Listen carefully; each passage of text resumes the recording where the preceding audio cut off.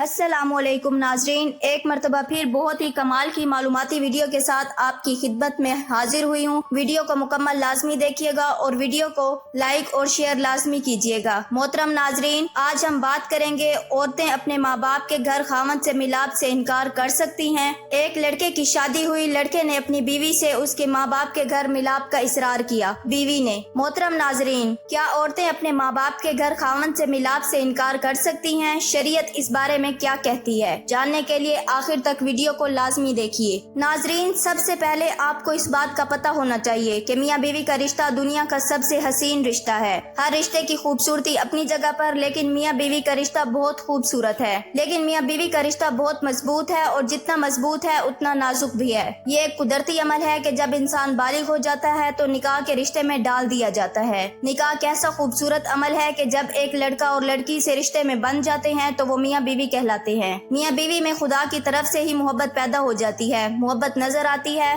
नाजरीन, निकाह के बाद अपनी जोजा से मिलाप के बाद अल्लाह पाक खुद ही दिलों में एक दूसरे के लिए मोहब्बत पैदा कर देते हैं। नाजरीन, अपने उन्वान की तरफ आते हैं। क्या औरत अपने माँ बाप के घर खामद से मिलाप से इनकार कर सकती है? नाजरीन, एक लड़के ने कहा कि उसकी नई नई शादी हुई थी, 10 से 15 दिन हो गए थे। मेरी बीवी ने कहा मुझे मेरे माँ बाप के घर ले चलो। मैं अपनी बीवी को उनके माँ बाप के घर ले गया। रात हुई, मुझे शहर ने बहुत तंग किया। मैंने अपनी बीवी से इसरार किया मिलाप के लिए। मेरी बीवी को ये बात नागुज़ेर गुजरी। मेरी बीवी ने मुझे मिलाप करने से रोक दिया। सुबह हुई, मैं अपनी बीवी को साथ लेकर अपने घर आ गया। मेरी बीवी मुझसे बात करती, मैं मुंह बनाकर उसकी बात का जवाब देता। मेरी बीवी को महसूस हो गया मेरे शोहर को मैंने अपने माँ बाप के घर मिलाप से मना किया था, इसीलिए मुझसे नाराज है। हालांकि ऐसी कोई बात नहीं थी, बल्कि सिर्फ ये मालूम करना चाहता था कि शरई लिहाज से मेरी बीवी ने ये काम ठीक किया है या गलत। नाजरीन, मैं घर में पहुंच गया तो जोहर की अजान हुई। मैं नमाज के लिए मस्जिद में चला गया। नमाज पढ़कर मैं मस्जिद में बैठा रहा। बाकी नमाजी चले गए तो इमाम साहब ने मुझसे मुखातिब होकर कहा, बेटा क्या बात है? मैंने इमाम साहब से कहा, आपसे एक शरई लिहाज से रहनुमाई लेनी है। इमाम साहब ने कहा, पूछिए क्या बात पूछनी है? मैंने कहा, बीवी अपने माँ बाप के घर अपने शोहर को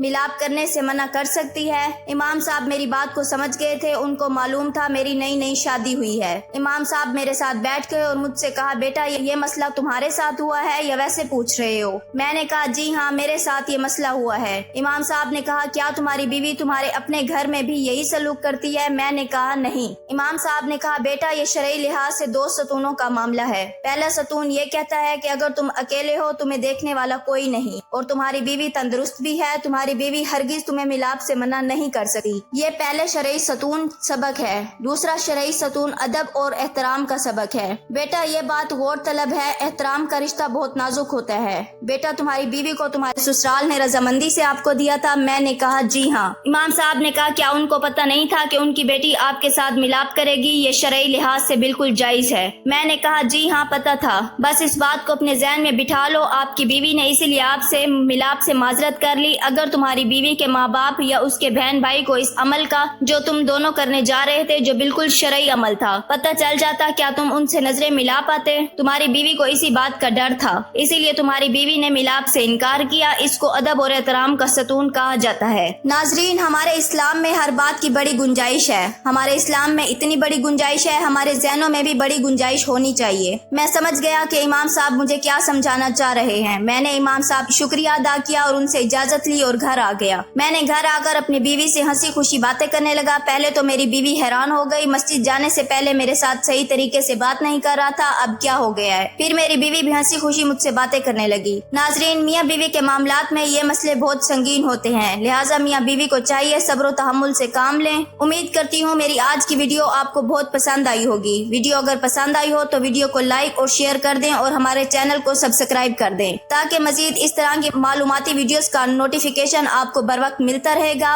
एक नई वीडियो के साथ, तब तक के लिए अपना ख्याल रखिएगा, दुआओं में याद रखिएगा। अल्लाह हाफिज।